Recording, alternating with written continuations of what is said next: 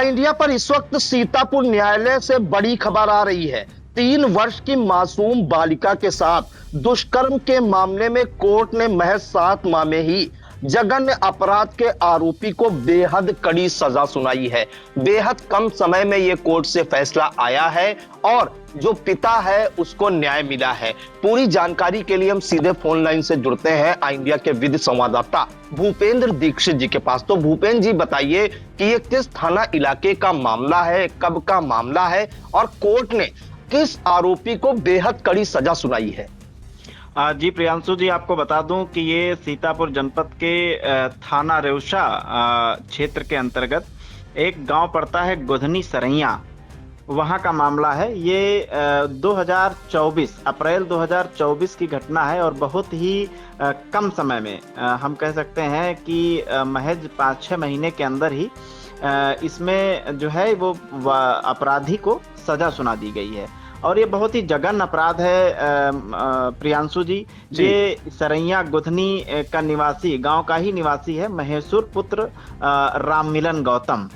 इसने जो है ये 4 अप्रैल को जो है 4 अप्रैल 2024 में शाम करीब 4 बजे एक 3 साल की उम्र लगभग थी बच्ची की, उसको दरवाजे पर वो खेल रही थी और ये खिलाने के बहाने गांव के पड़ोस में ही गन्ने के खेत में ले गया और इसके साथ में गलत काम किया। इसमें जो है स्पेशल न्यायाधीश पॉक्सो कोर्ट और अपर जिला जज 14 नंबर भगीरथ वर्मा साहब ने इसको बहुत ही स्पीडी ट्रायल करके और बहुत कम समय में इसमें सजा सुनाई है। और ये इस तरह के जघन्य अपराध करने वाले लोगों के लिए बहुत ही सबक सिखाने वाली सजा है। इसमें इन्होंने एक इकलौता ये आरोपी था महेश्वर पुत्र राममिलन, इसको आजीवन कारावास। और प्रियांशु जी, आपको मैं बता दूं कि इसमें विशेष तौर पर अपर जिला जज साहब ने लिखा हुआ है न्यायालय में कि जो है 5M/6 पॉक्सो एक्ट में दोषी पाते हुए आजीवन कारावास, जिसका अभिप्राय अभियुक्त के शेष जीवन काल के लिए कारावास होगा। ये लाइन स्पेशल लिखी है, आमतौर पे फैसलों में, आदेशों में ये लाइन पढ़ने को नहीं मिलती है जी। और साथ ही में 50,000 रुपए का अर्थदंड की सजा सुनाई है।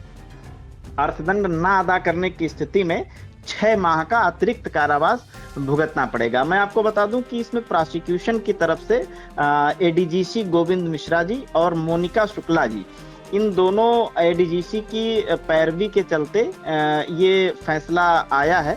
और इसमें इन्होंने आरोपी पर अपराध सिद्ध करने के लिए 10 प्रोसिक्यूशन विटनेस और 11 अभिलेखीय साक्ष्यों की मदद से इसमें सजा दिलाने में सफल हुए हैं जो है प्रियांशु जी। और ये मैं फिर एक बार कहूंगा कि ये जो है बहुत ही जघन्य अपराध है और इस तरह की दूषित मानसिकता वाले लोगों के लिए ये आदेश एक सबक होगा प्रियांशु जी। जी बिल्कुल। तो ऐसा जघन्य अपराध करने वाले जो अपराधी हैं या आरोपी हैं, उनके लिए जो सजा सुनाई है कोर्ट ने, वो सबक होगा। और जैसा कि जानकारी दी गई कि 4 अप्रैल 2024 की घटना है और करीब 7 माह में ही इसका जो है स्पीडी ट्रायल के तौर पर फैसला भी आ गया है। और ये जो फैसला सुनाया गया है एडीजे व जो विशेष न्यायाधीश है पॉक्सो एक्ट भागीरथ वर्मा जी ने सुनाया है। और इसको कोर्ट ने भी बेहद गंभीरता से लिया है, क्योंकि ये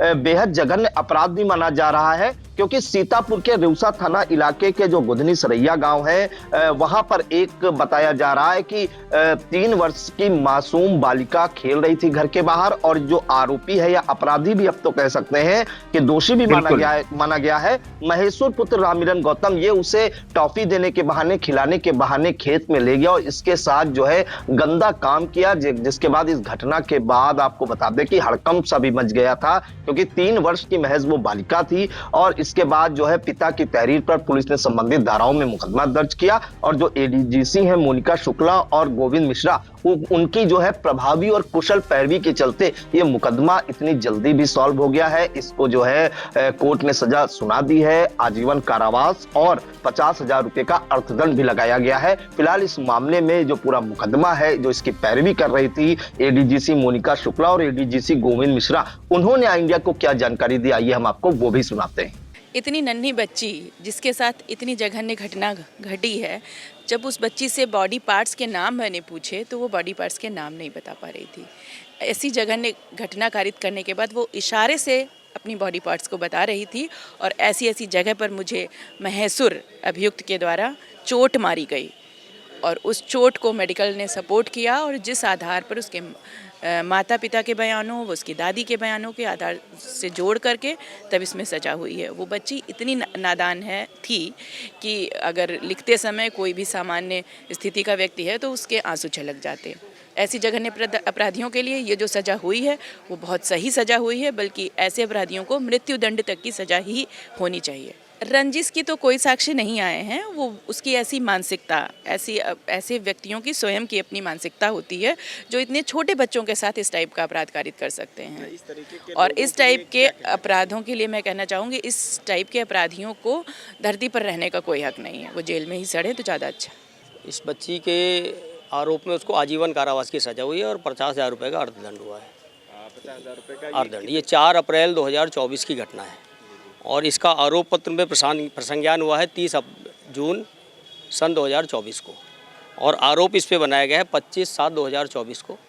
19 को सजा पे दोष सिद्ध किया गया है और आज 20 तारीख को इसको सजा पे सुनवाई हुई है। कितने कुल आरोपी इसमें थे? एक ही आरोपी था। एक ही आरोपी। हाँ, ये बच्ची अपने गांव में गई थी।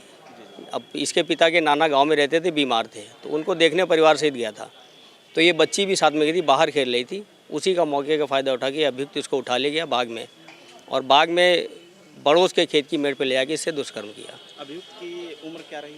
अभियुक्त की उम्र है लगभग 24 साल के आसपास। 24 साल। संदेश क्या जाएगा उसको, जब तक उसका प्राकृत जीवन है वो जेल में बिताएगा और संदेश यही जाएगा कि शीघ्र निस्तारण, यानी कि हम कुछ भी अपराध करेंगे तो जल्दी से जल्दी हमको मुकदमे का निस्तारण होकर सजा होगी। ऐसी संभावना दिख नहीं रही हमको, ऐसी दिख नहीं रही, कहीं से कोई संभावना नहीं है। एक छोटी सी बच्ची जो 2.5-3 साल की है, उसने पूरी तरीके से इसके विरुद्ध गवाही दी है।